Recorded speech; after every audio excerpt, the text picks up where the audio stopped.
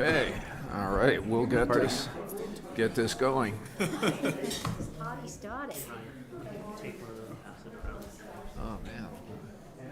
That's what I can explain what's going on with that. Good afternoon, everyone. Welcome to the January 9 Town of Basalt Town Council meeting. Does everyone have tickets in the back there? Thank you. We appreciate everybody turning out on this nice brisk night, so kind of fun out there. We will begin with a, well, actually, let me do a quick update on public comment. So I think there are a lot of folks here comment. I assume a lot of you guys are here to talk about the streetlights on the Midland Spur, just guessing. So we will take that up in a minute, but I just want to mention for anyone else that's calling in, you can address council on any matter that's not an agenda item. That includes the Midland Spur streetlights. And to do so, you can just contact www.basalt.net and follow directions as to how to get to the meeting. And our town clerk will put you in a waiting room, and then we will allow you to connect. So, so with that, I'll call the meeting to order and ask our clerk to call the roll. Absolutely. Happy New Year, everybody. Here. Let's begin with David Knight, Here. Elise Hoddle, Present. Ryan Slack, Here. Bill Kane, Here. Dieter Schindler, Here. Angela Anderson. I'm here.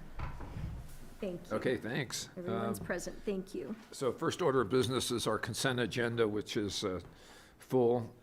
Just to briefly summarize what it contains. So it consists of the minutes from December 12, resolution number 1 of 24, resolution of the Town Council of Basalt designating the places for posting of public meeting notices. Resolution number 2 of 24 is resolution of the Town Council of Basalt, Colorado, approving a change order to the agreement for professional services with Full Light Communications. Resolution number 3 of 24 is resolution of the Town Council of Basalt approving an agreement with Iron Edge for information technology services and support. That's our accounting software. Resolution number 4 of 24 is resolution of the Town Council of Basalt, Colorado, approving an intergovernmental agreement between the City of Aspen, Town of Snowmass Village, Town of Basalt, Pitkin County, and Aspen Valley Hospital to provide detox and withdrawal management. Then we have reappointment of a Basalt Green Team member. Member Doug Goldsmith is up for reappointment. And then we will continue to January 23rd of 24, the Black Mountain land use application. So that's what's on the consent agenda. I'd entertain a motion to May I ask a approve. question?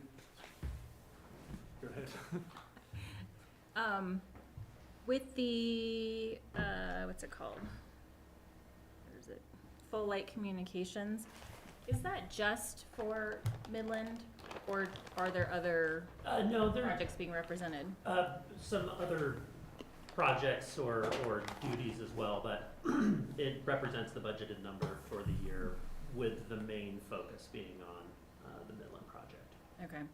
I'm gonna say this because I'm a broken record about it, but I would still like to entertain the idea of having a communication person on staff to cover the whole breadth of things.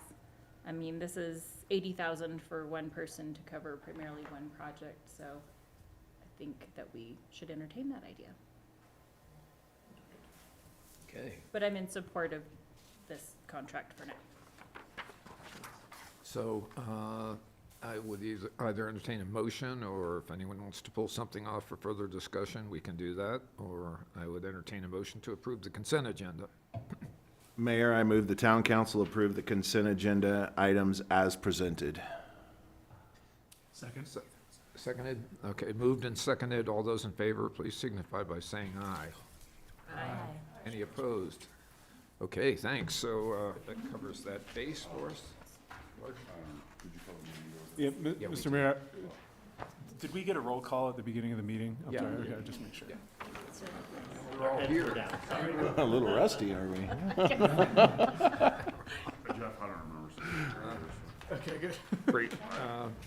So at this point of the meeting, we will ask the public if they would like to address council on any topic that is not on our regularly scheduled meeting for tonight. We ask you that you confine your comments to 3 minutes, and you can address your comments to the mayor.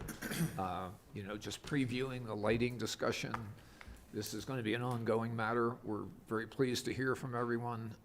We definitely want to make sure that these work for everybody, and we fully acknowledge that these things are pretty bright out there, so looks like we got work ahead, but we want to hear your comments. So Reed, you want to step up, lead the charge? Well, not really. But I do want to speak. I'm here, Mr. Mayor and members of the council, on behalf of the residents and owners of the 100 building and the 104 building, to ask that the town change the lights that are in front of our buildings to conform with those lights that are on Main Street, and the height limitation of those lights within the right-of-way of 16 feet. These are, I think the towers that the lights are on are 18 feet tall, and then the lights are on top of that. The result is that they shine directly into all of our residences, and it's become very disturbing to those who live there. As you know, the 100 building, the residences start on the second floor. The 104 building, all the residences are on the second and third floor. We have photographs and can show you that the lights shine directly into our homes.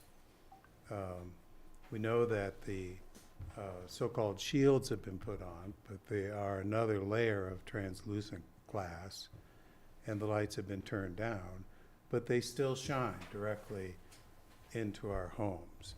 Our request is that they be changed to match the street lights that are on Midland Avenue.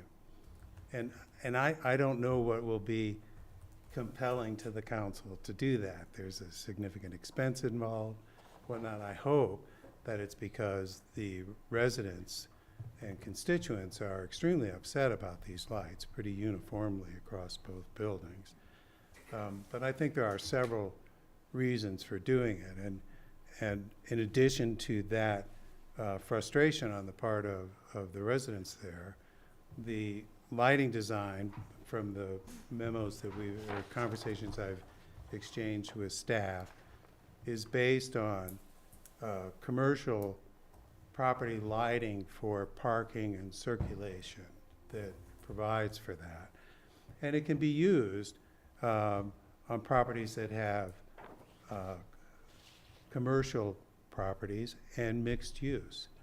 Admittedly, 104 is a mixed-use building. 100 is not. It's a purely residential building, and I think that should be taken into consideration. As well as 104 is, its facade is one of the historic buildings in Basalt. So our request is that the council change the lights out to match the ones that are on Midland Avenue, and I hope you'll take that under consideration. All right.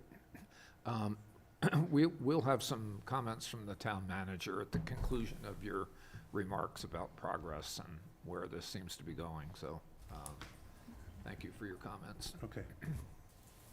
I'm done. Yeah, anyone else want to address council on the lights or? Sandy, good evening. Sorry, and I brought the wrong glasses, so I'm gonna squint all the way through. It's okay. But I sent, I think the letter that I am reading off of, I was sent to all the council members, so I don't wanna regurgitate all of that. But what Reed said is so true. Like I say, I love what you've done on Midland, I really do. It's just that it really is like a beacon into our place. And my husband and I actually live right in front, right behind the light there. So it's like, we're on TV, you know. But And the problem with that one light is that it is closer than any of the other lights to the building. It's within 20 feet, 25 feet maybe at the most. It's just, it sets back because of the design of Midland, of the spur in that one spot. So, it's really close. The shades did help slightly, but it's still really bright. Yeah. And even the one across the street that is on this side, and just down just a little bit, is also really bright. So if they put the shades on one side, you know, and still have, it, we're gonna see that light too. It still comes in really bright. I think it's a height, it's, I say it's just right there, because the way we're designed, like I said, the first floor is parking, and so it comes right in on our living area. The second floor is our bedroom, so, yeah, that's our, those are our windows. But, yeah, other than that, I mean, I know as I came in, I'll be quiet here, it's quick. As you drive in on the west end, they have those lamps that are just like this, and lights only go down. And I think those would be appropriate for something as close as it is to our building without having to move the whole light pole. Something that it just goes down onto the street. I mean, I want the sidewalks and the streets to be well lit. I understand that. But anything else is just too much. But I thank you. Thank you for working this out. Yeah, thank you. Good. Anyone else? Okay, Ryan, do you want to just say a few words about where we are? So this is something that we've got to work on together here, and, you know, so we have some dual objectives. One is we don't want to make life miserable for our residents and folks that enjoy the downtown, so, you know, we're going to get this right. But we also have an obligation to make sure this parking is sufficiently well lit so that people feel safe coming into downtown and circulating back and forth to the core. So that's the sort of balance we have to strike here. But I know I personally am asking the staff to investigate what would be involved in trying to match the lumens of the antique light fixtures that Reed identified, you know, with the new ones. So, you know, I mean, for me, counselors can comment, but I think that's something that we ought to definitely investigate. But the staff has been working this. I think Ryan even has maybe a little device here that, you know, will show you that is being investigated. So why don't you go ahead? Yeah, so as an update to council, since I think a lot of you received the letters, but maybe we're privy to some of the conversation that staff had with some of the occupants prior. So we've been at this for about a month now when the lights were first turned on, and got some reports that they were shining in. We even had somebody come to the last council meeting, I think, and just let us know what was going on. And so the fortunate thing is we do have control over these lights, so we can dim them. And as far as what the number of, you know, the lumens or the foot candles that are emanating from the light, it is compliant with our code currently. That being said, you know, how do we mitigate for, you know, preferences and kind of livability when you're kind of right next to them? So what we've done so far, there are 3 lights that are directly in front of the residences, 2 of which are in front of the Twin Rivers building, and 1 sits out in front of the CC's building. I'm not sure the name of that building formally. And so we did add internally, you can't see them, louvers that help to redirect some of that light away from the direction of those homes. And we also reduced the light from what could be at 100% down to 5% of its capacity as far as the lighting goes. And so we tried that as a first measure, and you know, I think obviously we're still getting some of these comments from folks, and so I think we can go to a next phase. It sounds like what we're getting. I think, as far as looking out your window and seeing a light, that is probably something that's going to remain going forward here. If you get up and you know, are looking out your window. But we want to try to see if we can mitigate that further. So one of the things I did bring in a sample. So this is just kind of what it can look like, and can kind of match what the lighting fixture, you know, color is and that kind of thing. But this can actually block out the entire light facing that building, so you would no longer see any light, or it'd be significantly reduced. What we're checking on right now is if something like this, which is not from the factory, would somehow void the warranty on those fixtures or something along those lines. So we're going to investigate that first and just make sure this would be something we could do. I think that would more than likely take care of sort of seeing that light directly, you know, the ones that are closest to the building. And again, I think this is a bit of an iterative process for us in trying to figure out and map out what's a good final solution here.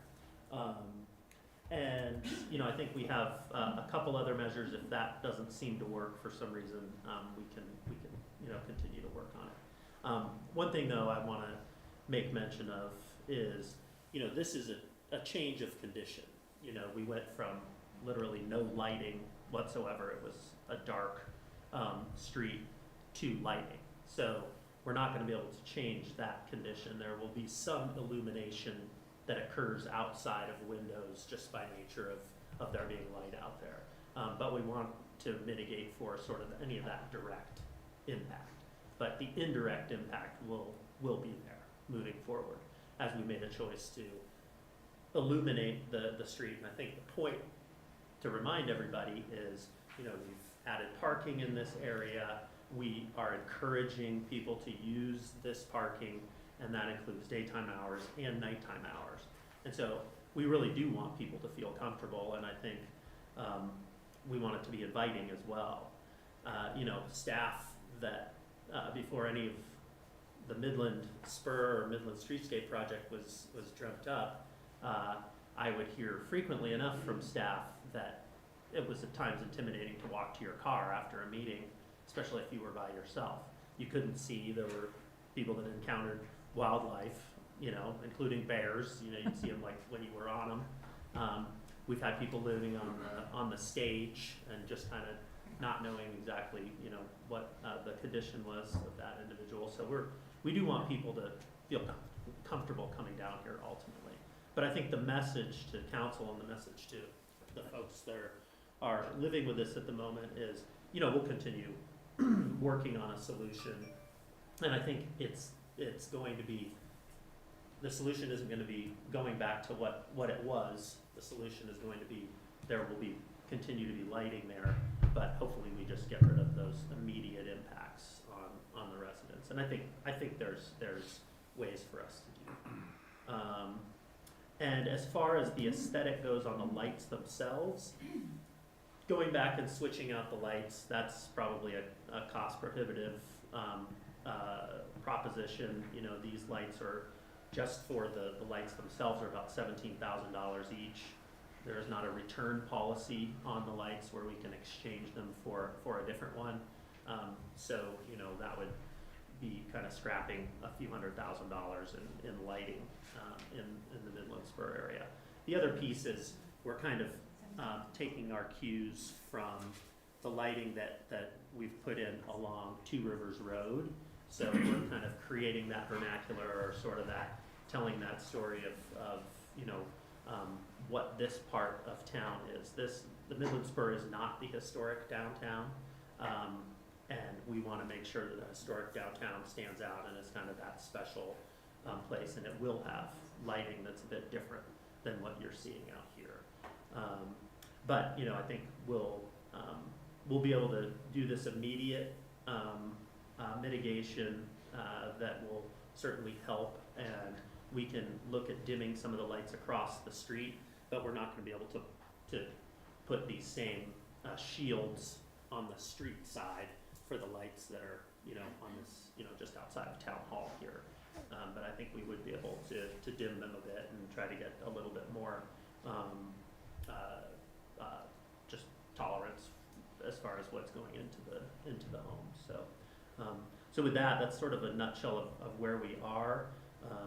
And I do hope that you folks out in the audience feel as if town staff has been responsive and trying some different methods to help you out. And that is our goal.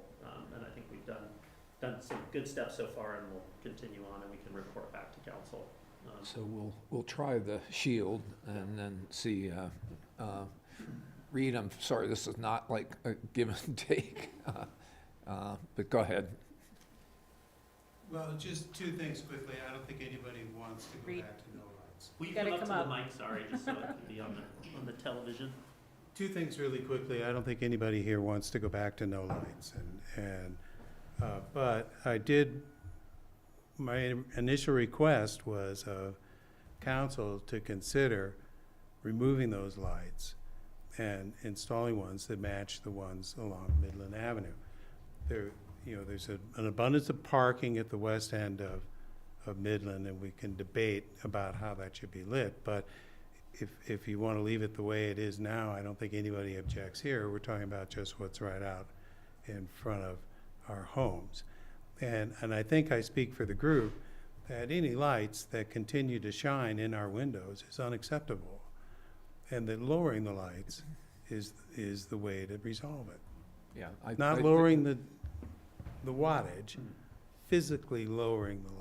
Well, I think the theory is here that the shield is going to be completely blocking the light from your unit, so. From one side of the street. So we'll have to see whether that works or not, so. Okay. Okay, But- thank you. But still, I'd like to, at some point, council to react to the request to replace the lights.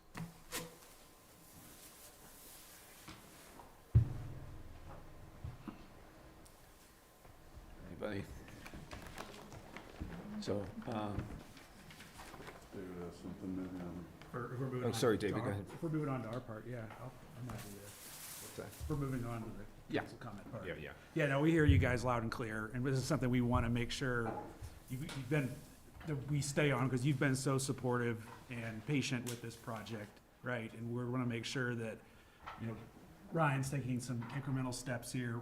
We've spoken earlier, we'll continue to speak on this, stay on this, until we find some solution where, with brightness, lumens, height, whatever we have to do to make it so it's not intrusive, but we're still getting the function of the sidewalk lighting and all that stuff, right? Because you guys want that, we want that.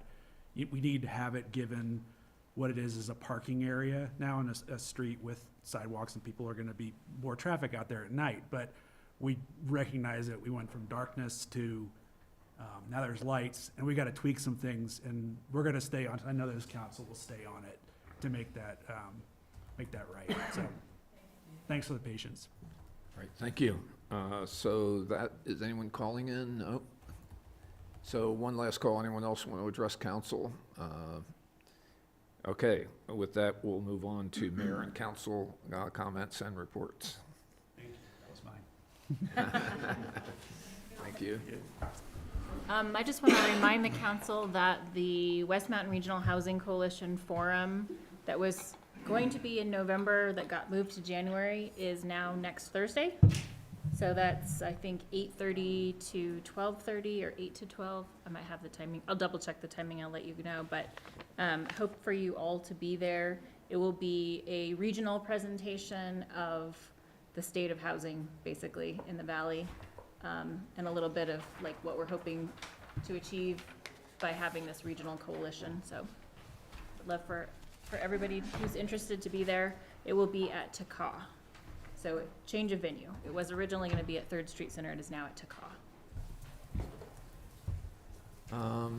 I don't have much. I just want to acknowledge our police department has had a pretty trying week, and just kind of shout out, hats off to these guys who responded to some pretty tough challenges this week, saved some lives, and the chief is here. Just want to communicate that on to the staff, make sure we sympathize with, kind of the emotional jolt that goes with these rescue efforts that you guys had to perform this week. So just let them know the town council appreciates what they're doing.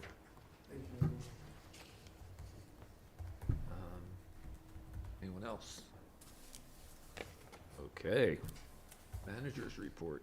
I just have, one quick thing for you, put a note in the packet, which would be to have council support a letter of support for a grant program through the Office of Economic Development and International Trade, known as OEDIT. The grant program is the Business Preservation Program grant, and essentially what this does is look toward businesses that are in geographically similar spots, and then have some kind of cultural significance within the town. So really the aim here is, can we look to support our businesses in the Midland area? And what this can do is provide grants or training and consultation. The grants are anywhere from $10,000 to $50,000, and those can be used for like facade improvements, energy efficiency upgrades, things like that. The training or support could be things like succession planning or marketing, and then also upgrades to sort of the customer environment, like upgrades to furniture and things like that. The thing is with this grant, you need to have a few businesses show interest in order to be competitive, and so Mitzi's been speaking with businesses in the Midland or downtown area generally, so we did include businesses that would be across the way over here, even down as far as Basalt Printing, as they were a business that was interested in participating. So the town's role in this, we would have some time, staff time in it, so we'd be the grant sponsor officially. We would also administer the grant funding for these folks, and then of course provide a letter of support, which is what we're asking you for this evening. And so far we do have a handful of businesses that are interested, 2 that are most serious about it. And the thing with it, given that businesses have a lot going on, is there's some upfront time investment that is required that I think they're currently weighing. But we would like to just get this letter of support box checked so that we can continue to work with those businesses and see that deadline is coming up sometime in January here pretty soon. So we'll be going full steam ahead if we get that support. So that's about it. What's the nature of the sport? Do you need a motion, or do you need? Oh yeah, you can just provide a general nod, and then you'll end up signing it, I think. Very good. That was a pretty big nod. That was a big nod, yes. Anyone else got Yeah. any nods? Oh, there it is. Okay, great. All right. Excellent. Well, thanks. Yeah, good letter. So we move on to council actions. Wait, can I Is ask that- something related to manager's update? Sure. What is the state of negotiations with a contract for monitoring parking? Is that moving forward, or is it just Well, kind of? we had a proposal from them, so we did put some money in the budget. One of the things we were gonna come back to talk to council about was the possibility of not doing that while we're under construction on Midland, because I think there's gonna be just that displacement during that time. And so once we kind of get settled with the new reality after construction is finished, that we'd be able to engage them and kind of get that going. But that was sort of the thought. We do have it in the budget, but I think the idea of having to have people move around anyways because of the construction, that would just kind of add insult to injury during that time. Yeah, that one's a bit of a catch-22, because Yeah. if you don't have people moving around, then all of the Midland Spur is gonna get parked up all day, and that means there isn't anywhere to go for the people that are displaced during construction, so something to Yeah. consider. The other thing I wanted to mention is that I've spoken with some of the business owners over in the Stubbies, area about, maybe having some parking monitoring there as well, cause they're having a lot of the same issues there with That's people. private, though. Well, is there a way to work with the HOA or? You could I mean, do- ultimately, they would, I think that there's interest in that becoming a city street, especially with the addition of the building that's at the end Mhm. that will be forthcoming. I don't know how that works, but, I think that's a discussion we'd want to have, because we know I don't know that that is really built to town spec, as a street, it being a private street. And well, I then think kind of taking Susan on, required that when Roaring Fork Apartments went in. but Roaring Fork Apartments didn't rebuild that whole street. So to take on all of the maintenance and, that's pretty old at this point in time. I mean, we can certainly discuss it. I think from staff, you'd probably get we don't recommend taking on that albatross. But I would say, that as far as the parking enforcement goes, I when mean, we maybe there talk could be to some them- cost sharing or something. Yeah, I think it's, sometimes, like we talked about in the context of the BCC, that, you don't wanna have 2-hour parking kind of in the downtown area, and then people just move in there, and then they're like, hey, we've displaced everybody. So if you can get more people, now they'd have to pay their fair share. I don't think it would be Sure. appropriate for us to subsidize that. Right, But you could use the same contractor. right. And then That's kind of what I everybody was, wins. yeah, that's kind of what I was thinking. So Yeah. I just wanted to like put that on your radar. Sure, yeah, It's like economies of scale play. Right. yep. Okay. Council actions, so, Mayor, I move the town council convene as the local liquor authority. Second? moved and seconded, all those in favor? Aye. Aye. Okay, so, do you feel like liquor authority now? Everybody kind of liquored up here? Transform. You need a margarita. Okay, so, this is a public hearing and review of an application for a new hotel and restaurant liquor license for Wild Fig Willets LLC, doing business as the Wild Fig. Pam, do you want to introduce this? Sure, yeah. I'd like to introduce Samantha Cordes Pierce. She is here this evening representing the Wild Fig that is going to be opening on 241 Harris Street in Basalt. The location for that has been previously licensed. And did you bring some petitions with you? I do have some. Yeah, great. Because it's been licensed in the past, wasn't too concerned about getting signatures on petitions, but Samantha went the extra mile to get some of those for us this evening. We're kind of running on all of the agencies being,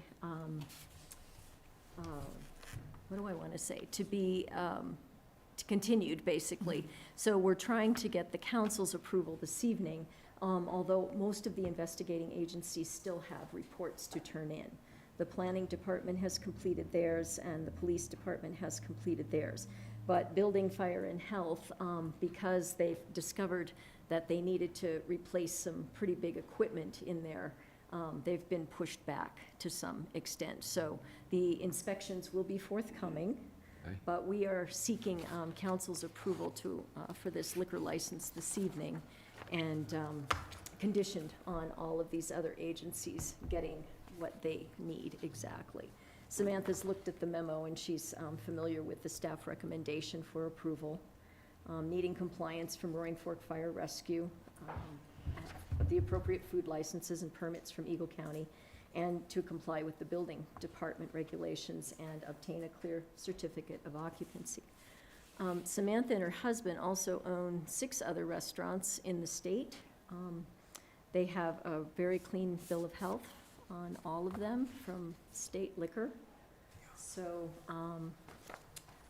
staff would, after a public hearing, suggest that council approve this new liquor license for this location, and take any comments from the public and from Samantha, Yeah. who's present this evening. Samantha, do you want to make any remarks before we see if there are any public comment? No, we're really excited to move down to Willits and bring some other dining options. My husband and I have lived in the valley for 33 years, been operating restaurants for 20 years, yeah, really excited to join the Basalt Market. Can you tell, is this going to look like a Wild Fig menu and things, or is it going to It be is. like a It CP is. burger? Is it gonna- No, it's gonna be like the Wild Fig. I brought some menus if anybody wants to take a look and, tweak the price points a little bit to Yeah, I think it'd scale be it. great to see the menus. Sure, to scale it to, Do we have any Yeah, samples change. that we could? that I did not bring. That's I what can we forgot. pass around some menus if you like.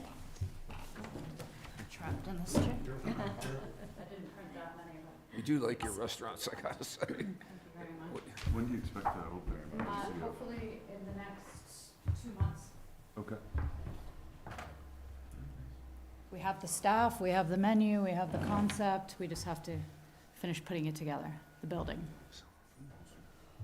We had originally talked about doing this public hearing on the 23rd, but due to some family matters, we had to bump it up a little bit as well. We don't have to vote on the menu, do we, tonight? So, before we take comments from council, I'll just, this is a public hearing, so I would like to ask if anyone in the audience has anything that they would like to offer in review of the new liquor license for Wild Fig. Anybody calling in? Okay, so there's no public comment. Questions from council for Samantha? We're excited for you to come. Oh, thank you. Yeah, thank you for investing in Basalt. Mayor, I move the town council approve the application for a new hotel and restaurant liquor license for the Wild Fig Willits LLC DBA The Wild Fig, located at 241 Harris Street, upon satisfactory compliance with the investigating agency's conditions and comments and issuance of a certificate of occupancy as recommended in the staff memo dated January 9th, 2024. Second. Moved and seconded. Is this roll call? 'Cause of, You can do a voice vote. Okay. So all those in favor, please signify by saying aye. Aye. Any opposed? Thank you so much. Thank you. I'll have the fish in the bag. All right, sounds good. Samantha, thanks for, Thank you. appreciate Great. it. We'll be in touch. Should I email you copies of the petition? That'd be, or you can leave them with me tonight. Yeah, that'd be great. Thank you. Mayor, and move the town council adjourn the local liquor authority and reconvene the town council. Second. Moved and seconded. All those in favor, aye? Aye. Okay. Any opposed? Thank you. No. Next order of business is a resolution of the town council, town of Basalt, Colorado, levying general property taxes to help defray the cost of government for the town of Basalt for the 2024 budget year. Doug and Ryan. Go ahead, Doug. Yes, Mr. Mayor, we have before you tonight, resolution to approve the mill levy. This would have typically been done when we certified the budget, or approved the budget back in December, but pending the election of Proposition HH, there was two different dates that were optioned, whether or not how the vote went. Since HH didn't pass, and then the governor convened his emergency session, laid out a whole sorts of other dates. So actually, the levy now needs to be certified by tomorrow, and that the counties have certified the values. Eagle County and Pitkin County have certified the values, so we received those January 2nd. So what we have now before you is a summation of all of this. There's basically three components. One's the general mill levy, which is 5.957 mills. And then there's also the levy related to the bond debt service. It's our amount that cannot exceed $950,000. And then there's a third component, which is just an abatement. There are some refunds that were given throughout the year. So just to summarize here in the memo, that the values of the properties increased year over year by about 43%. And that the actual levy last year was in total 10.291 mills. And this year, it's actually now 9.071 mils, so it's lower by about one mil. And looking at the actual dollars and what that represents, last year, the total assessed, or total amount of property taxes coming to the town was $2,274,000. This year, it is now $2,833,000, so increase of about 24% year over year. And this differs a little bit from what we presented when we had the budget approved in December, because values changed from, believe it or not, December to January. So there was still some numbers coming down. And so there's about a $30,000 reduction. I think, David, you had asked what that was going to be. I didn't think it was going to be a big number. Turned out 30,000 relative to 2.8 million is not a big number. So there'll be a budget amendment that will be forthcoming first quarter when we just tidy up what the actual budget will be. There might be some other items that we need to amend the budget for. So anyway, so I need to ask for approval for the mill levy, and then we'll get these sent off to Pitkin and Eagle. Any questions? Yeah. Questions, council? Well, you know, it's, I think the headline here is that we go from 10.2 mils to 9, but that's really driven, well, first of all, by the fluctuating nature of the bond fund repayment and the veritable windfall on reappraisal for, so I mean, it's great that we have a mill levy reduction, and probably we can stick with this through some reappraisal cycle. It's very possible that next reappraisal could come back down again, Come back so down. we'll have to revisit it then, but at any rate, That's where we're at now. so thanks, very good memo, very clear, so appreciate it. If there are no questions, I'd entertain a motion to set the mill levy as in accordance with our budget. Mayor, I move the town council adopt resolution number 5, series of 2024. Second. Moved and seconded, this is undoubtedly a roll call. This is good. I think you can do a voice vote on this. Really? Yeah. Wow, okay. So all those in favor, please signify by saying aye. Aye. Aye, okay. You have a mill levy, Doug. Yeah, thanks for the memo. Good work, really clear, which is not always the case in the world of finance, so Thank you. appreciate that. So next item up is our, we've got a town council vacancy to fill with the departure of Glenn Drummond. We now have an open seat, and so we are now going to review the letters of interest. We're going to do a brief interview with potential candidates, and then hopefully we're going to appoint a new counselor to fill Glenn's seat here tonight. So, Can I ask you a question? Are we required to fill the seat ahead of the? are we required to? I don't know.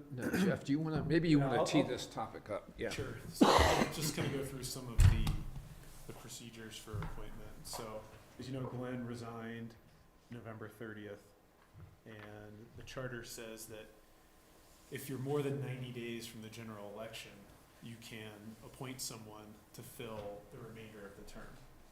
And you basically have 60 days from the date of resignation to do that. If you fail to make an appointment in that 60 days, you can also call for a special election to be then held within 90 days. Except if there's a general election within 90 days, which there would be. And so the council has the discretion to appoint somebody either tonight or at the next meeting to fill the remaining 2.5 months of the term. If council chooses or does not appoint someone to fill that vacancy, it would just remain vacant until the April general election. Procedurally, we did get 4 letters of interest.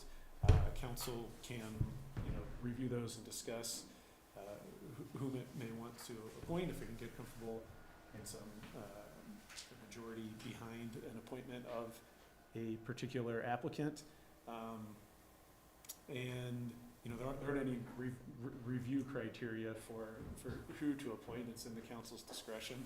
But if you do, based on, you know, the letters of interest and interviews, feel comfortable appointing someone for the remainder of the term, you can do that either tonight or at the next meeting. Great. Did that answer your question?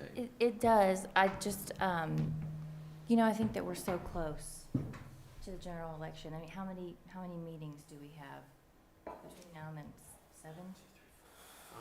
5. Not including tonight? It just seems to me from the letters of interest that all the candidates, you know, intend to run for a seat. And I feel like in choosing one of those candidates ahead of the general election, it is a little bit like putting our thumb on the scale. And I think that it gives that person an advantage. We can look at the calendar, unless we foresee any meetings where we wouldn't have a quorum otherwise, I don't feel the immediate need to do that. That's just my personal opinion. Yeah. I think we're very close. If we're 6 months out, I might have a different opinion, but as of tonight, I would just as soon wait until the general. Well, procedurally, maybe what we should do is assess the council's interest in making this appointment, and then we have some prepared questions, and we have candidates for the position in the audience. So let's take this in logical steps, and we'll determine whether there's support for filling the position now or not. But, you know, points are well taken. But I think we should assess the whole council here before we go. So, anyone want to make a motion to either fill or not fill the empty council seat? Can I ask the town clerk a question? Do we have all 4 of these candidates pulled a petition? No. Have they all won? Pulled a petition Oh, yeah. to run? Yeah, the answer is no. So, I mean, I agree with Angela. I just feel like it's pretty close, and there's gonna be a lot of, I think, interest in the next few seats that are gonna become available, so I feel like, you know, without a quorum, I would wonder, I agree with the thumb on the scale part, which is essentially, I guess where my head is at is the thing I okay, don't want to be viewed as picking an early favorite, so to speak. that's This would 2. be awesome. And let the town decide. It also is, you know, as I remember being onboarded, it's considerable time and resources for town staff. And, you know, for them to have to do that, you know, perhaps twice for a seat instead of once, when we're not that far out, it doesn't seem the best use of time. Okay, that's 2. Anyone else share that sentiment? I could go either way, but I do feel bad that we asked these candidates to be here and they submitted their letters of Yeah. interest, and now potentially we might be sending them home. Yeah. That's my only concern.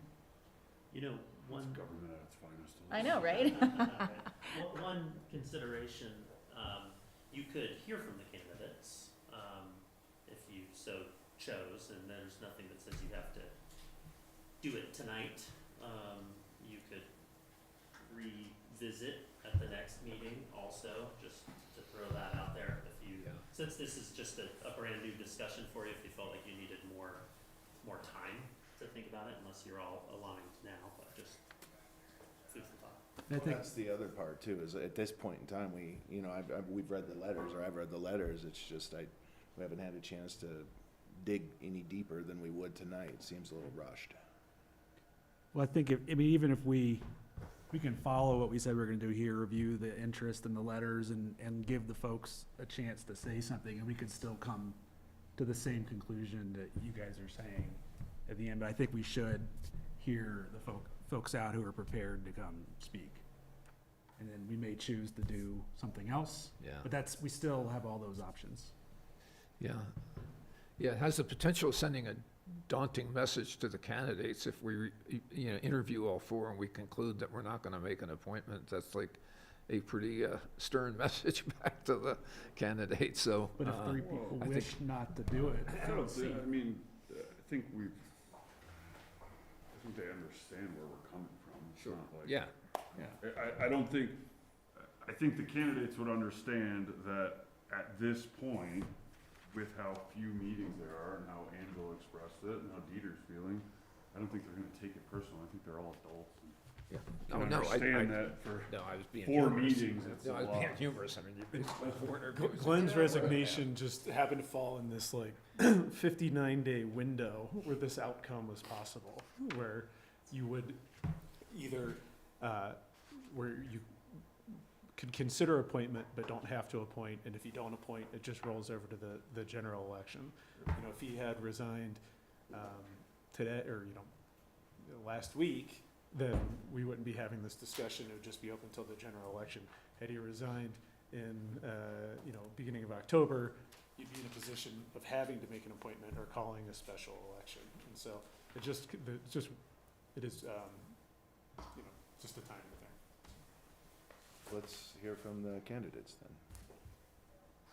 You want to hear from the candidates? Yeah, I mean, Okay. they are here. It is only fair, I think, Okay. to hear. I don't think that they're going to get their feelings hurt, and, some went a little more in depth in their responses than others, I thought. Yeah.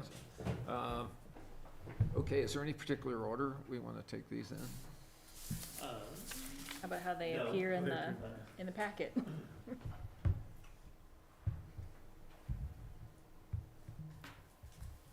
Start with Eric. Okay, I assume there's only one Eric, come on up. You are, I see you've been skiing the excellent conditions. Yeah, I wish I could say I did the singing, this is Horseback riding, huh? you want, too much You wanna fun at sit a down? company Christmas party. Yeah. why don't you No, sit I'm down? good, thank you. Eric, we have a I've few been sitting a prepared, lot lately. we have a few prepared questions that are the same for all four candidates, so, but anyway, it's Eric Tiley, and thanks for your interest. So I'll just tell you what the four questions are, and we'll start with the first one, but we're going to ask you to talk about yourself a little bit. Then number 2 are issues that might interest you about the town or influence your decision to seek this appointment. 3, have you had an opportunity to participate in other community organizations so that you got a sense of the town of Basalt? And do you plan on running in April regardless of the outcome of the appointment? So they're the 4 questions. So you kick off, just talk about yourself. Okay. Great. I can go out of order as well. My name's Eric Tiley. Thank you for getting my name right. And Mr. Kane, or Mayor Kane, thank you for your service. And it was sad to see that you decided not to run again, but Yeah. thank you nonetheless. I'm a local attorney. I have a general civil practice. We have an office just across the street here over in the Gold Rivers building. We also have offices in Aspen, Glenwood, Salida, and Buena Vista. But myself and my partner, Ryan Jarvis, are kind of heading the Basalt office. I live over in the south side. I've been full-time in Basalt since February of 2020. I'm, as a business owner and somebody who wants to make their stake here in Basalt, I'm highly invested in the future of the town. My parents are 52-year residents of Telluride who have just now put their house under contract with designs to come move into Willits and be closer. So I love Basalt. This is truly my chosen home, and I'm excited to be here. I have been on the town's financial advisory board for maybe a year and a half now. I'm getting to work with Ryan and Doug on a monthly basis, and Christy before that. It's been fascinating to kind of learn what goes on behind the scenes and be able to contribute to what you guys get to deal with and every month as far as the budget, and it's been very eye-opening. As an attorney and less financially minded than some of the other people on the financial advisory board, I feel like I've had an opportunity to ask what may be considered a dumb question in the room, but I think I provide a little bit of a citizen's lens on some of those things where I can ask, the question that everybody else that speaks that language knows, intuitively otherwise. I do plan to run in April. I look forward to it. I think it'll be fun. I've never run for political office before, but like I said, I'm invested in Basalt, and I'm excited for the future. I obviously care a lot about housing. I am a business owner. I own commercial property in Basalt, but I am also a residential renter who's at the whim of, you know, my landlord. And I'd like to be able to buy a property in Basalt soon, but I think I kind of can cut both the property owner and renter perspective. I do not have kids. I do sit on the board of a nonprofit called Focused Kids that provides early childhood learning and brain health development throughout the valley. They're involved in Basalt. I'm also in the Snowmass Village Rotary. I will be the president-elect starting in July, but Snowmass Village Rotary covers Basalt. And one of the things we do is I think we gave grants to 40-some Basalt high school seniors this last year, and we continue to be involved in that. And I think I answered your questions. If there's anything else, let me know. So you're going to run for council. Are you involved in any other sort of organizations in Basalt? He answered that. Yeah, Financial Advisory Board. I've got a nonprofit that kind of is the whole valley, and and Rotary, which Snowmass Village Rotary, which we cover Basalt. So. Okay. Okay. Questions, council? For Eric? That was comprehensive. We're letting you off light here. Well, you don't ask a lawyer to talk about himself, so I'm trying to keep it succinct. I will mention it, hilarious. Chris Mullen and I were neighbors in the dorms in CU in 1999. We shared a wall. I saw Chris the other day, and I thought it was absolutely hilarious. 25 years ago, if you would have told us that we were both going to be here in the town of Basalt someday. Can you provide a recommendation, Chris? Can you? I'll give him a good recommendation. How about that? Go Buffs. Go Buffs. Thanks. Hey, thanks. Okay, who's next up? Actually, Chris. Come on up. Come on down. I was going to ask Eric to sign my petition. I'll sign his. So tell us about yourself. I grew up in Minnesota. I've been in Colorado since '99, came out here for school. I've been in the Valley for 15 years now. Started a family here, gotten divorced here. My kids are currently in the Carbondale school system, but they still go to the art base for after-school art on every Tuesday. They're heavily involved in Basalt. Kind of the whole Roaring Fork Valley is all very intertwined in the school system. Really, the last 10 years, I started getting involved politically. Just started coming to meetings without any kind of issue or concern to bring. Just wanted to know what was going on, see how I could help. Didn't see anyone my age in this room, that being anyone in their 30s or younger. So independently, I started a group called Mid-Valley Visionaries just to kind of bring young parents or people of that age, get their voices out and see what they think about what to do with the river park or whatever next project is coming up. So, I got busy with life and have considered running for council. Saw that perhaps there's a town need. I didn't know how urgent it might be to get it filled today or if it can wait a few months till the election, but I'm always here to serve and help the town if I need to. Great. So are you going to run, did you say? Yes. Yeah. And you actually picked up a packet? Yep. Great. All right. Questions, council? Oh, thank you for volunteering. Yeah. Thanks for having me. Appreciate it. Thanks, Chris. So, who's up? Ted. Gee, I've never been here before. Not at this time. My name's Ted Guy. Most of my experience is spelled out, so I won't repeat that. A couple of things that I have done is participated in all the master plans as a citizen, and also was on the, I'm not sure what it was called, DACA or something like that, the Downtown Redevelopment Committee or Commission. The DAC. DAC, whatever it was. Yeah. I've been in Basalt since '78, although over on Willits Lane outside the city limits for a number of years, but moved back when I got divorced. So I've been back since 2016. One of the other things too is that I've been in favor of things in the past, and I'm sure will be in the future. Good to know. I am very concerned about the lack of parking, as you well know. And I would really like to participate in coming up with an employee parking system that we can do now rather than wait. That long-term parking at the bottom, they can park all day, but the spaces that are closer to town need to be 2 hour. I mean, we've got employees parking there right now. I can recognize the cars, the business name is on the car. They should be parking at the far end because that car doesn't move all day long. And I also talked to somebody who said, we don't have a handicap space in front of the pharmacy. So I'd like to work on stuff like that. The other thing is Basalt has something very similar to Aspen's affordable housing, voluntary affordable housing program. But the problem that Basalt has is that we don't require people to provide certificates or buy certificates that are created by that program.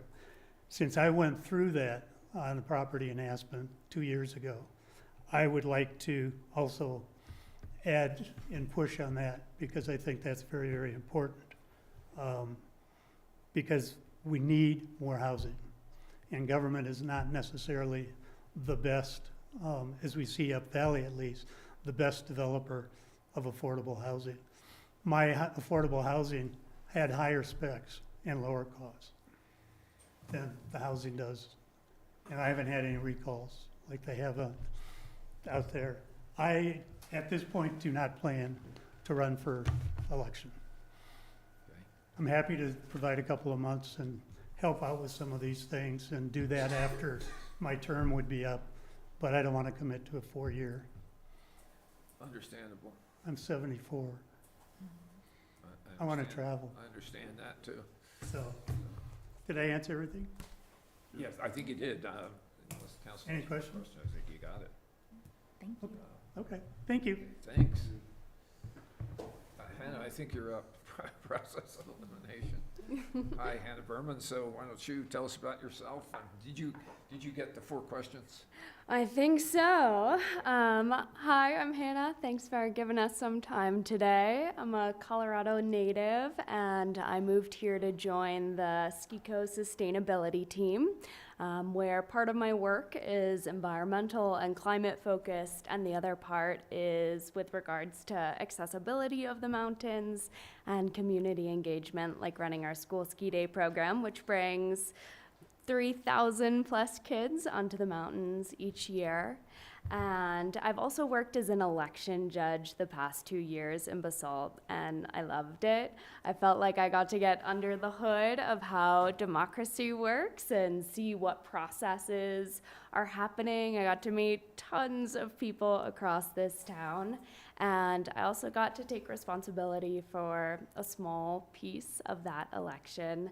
And that was a piece of what made me interested in running for council, is I think that's a progression of being able to have a deeper level of involvement in this place that I live and love so much. I'm able to live here because I got an affordable housing unit in the town of Basalt. And to me, having representation of someone who's in our affordable housing program and has been able to thrive here because of that is really important to see on our town council. And I think it plays off of a lot of the things that I do day to day at SKICO. So thinking about building codes is something I can wonk out on in terms of policy. Community engagement and getting folks engaged in different decision-making processes, no matter what language they speak, is very important to me. And I've been so heartened to see all the work that this council has done, particularly with regards to climate and to childcare, because only 50% of the kids under the age of 5 have a spot in a licensed facility, and I think this council has made great strides towards increasing accessibility and affordability of childcare, and I'd love to be a part of that. And in terms of accessibility with the town in general, the things that excite me are seeing these community spaces activated and getting to play a part in the decision making that that enlivens those pieces in the center of our town, but also making sure that our playground equipment is ADA accessible in Albany Park, and that as we seek community feedback, we're sure to engage our Spanish-speaking community members. So I really appreciate you all considering this opportunity, whether now or later. And I would plan to run in the spring. It's something I've thought about for a long time, and this just seemed like an opportunity to get into the weeds of policy and be a part of some upcoming decisions ahead of time. And outside of work, I'm on the board of Mountain Family Health, which is the federally qualified health center in this region, which is in Basalt and Down Valley as well. And I run the 2 employee nonprofits for Aspen Skiing Company employees. One's on the environment, and then the other one is called the Caring for Community Fund, and they give grants to all the nonprofits. So I get to have a bird's eye view of those nonprofits and get involved through volunteering days or whatnot through that. So let me know if I missed anything, but thank you. I think you got it all. Thanks. Thank you. Any questions for Hannah? I think you got it, Hannah. Thanks. Do we want to make an appointment or pass? What's the consensus of the council here? Anybody have any thoughts?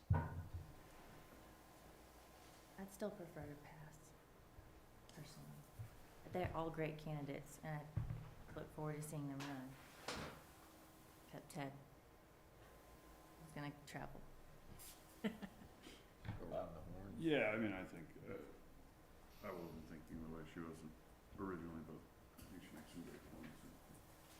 So you'd vote to pass? Yeah, I'd vote to pass. I mean, it is only 5 meetings. I don't think there's anything pressing. I don't think we have a huge, the start of the year is normally a little light, and I think we soldier on and sit with the council in April.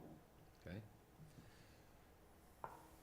Yeah, I apologize to our wonderful candidates. You're all really talented and great, and I want you all on council. And I hadn't even thought about it from Angela's perspective, and I think she makes a very valid point, and I'm gonna defer to you guys. Okay, so that's 3, so that basically If I could, concludes the matter, but David? I'd like to, I'm sympathetic to the argument, for sure, right? Yeah. Put the thumb on the scale, and I think, I'm glad everybody got to speak, because I think that if nothing else, you're getting your message out there, and that's important as we enter the campaign. I do have concern, though, with going forward with a 6-person council, because 3 is a no. So if we have anything where,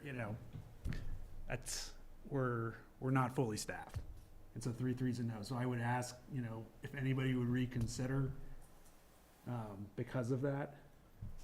Now, I've only been here 2 years, but to my mind, the closest vote we've had was 4-2 and 1 abstention That's true. in 2 years, which is a limit, that's a limited scope for me, but David, do you want to weigh in before we Or Dieter. that's what I meant. Sorry, Dieter. Yes, before we Yeah, make a final. I'm supportive here. I'd like the, I really like what I heard, and I think the town of Basalt would really, the citizens here would really like what they hear, and I would like, I think there's a lot that goes into it, and to get up to somebody, up to running speed to then run again, I think I'm with the pass.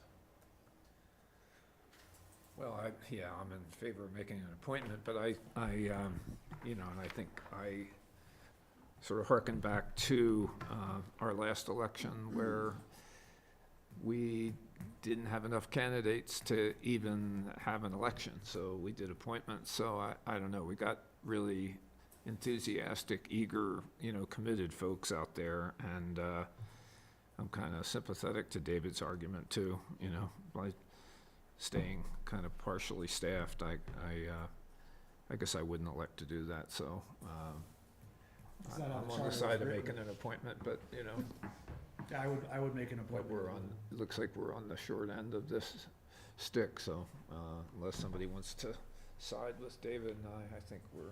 No, because then it'd be 3-3, and then we'd still be, it'd still be, no, as David says. My point. So, we'll have 5 meetings, and if we get a 3-3 vote, then so be it, but I don't. Yeah. I've sat here long enough to see. If Well, it's a thank you 3-3 vote, guys. that's a good thing. Totally respect the argument too, like you guys, so. Yeah. I think it's a good plan. Okay, so. I do thank you all for throwing your names in the hat, and I encourage you all to run. Yeah. And If you we're need signatures, let us know. I'll sign away. Well, I don't think you're allowed to say that here. Oh, I'm not. Right? We're not allowed to.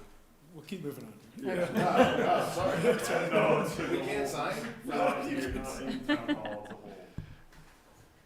Yeah, thank you all. I came in here thinking we were gonna make an appointment, but now that I've heard from all of you, I think just lending you all support and encouraging you to run in April is probably where I'm at. So, thank you. Thanks for the time. Wisdom of democracy kind of prevailing here, so. Thank you, guys, and, So is there something formal we need to do to Well, that? you've taken no action to appoint someone, and technically, if you fail to appoint someone within the 60-day period, the next step under the charter is to have the election in April. So there's not been a motion to appoint someone, so, you know, for lack of motion, you've failed to appoint someone. question is moot, right? Okay. Okay. That's, So that concludes our agenda for tonight too, so. Thanks, everybody.